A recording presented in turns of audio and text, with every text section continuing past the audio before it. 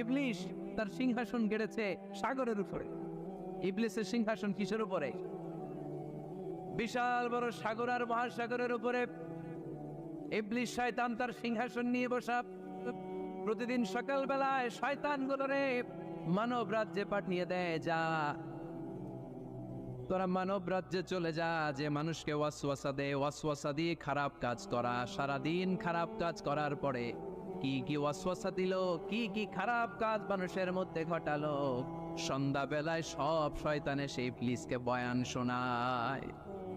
সন্ধ্যাবেলায় শয়তানগুলো এসে বলে, আমি এক লোককে দিয়ে মিথ্যা কথা বলিয়েছি।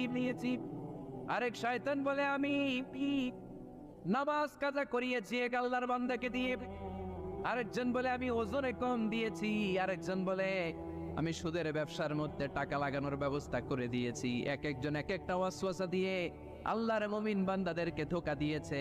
এগুলোর ফিরিস্তি এসে সব শয়তানেরা ইবলিসকে শোনায়, কিন্তু কোনো কথাতে ইবলিসের মন ভরে না।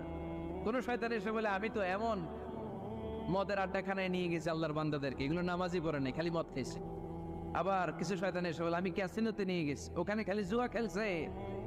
আবার কিছু শয়তান এসে বলে, আমি বাজারের মধ্যে ফরমালিনের এই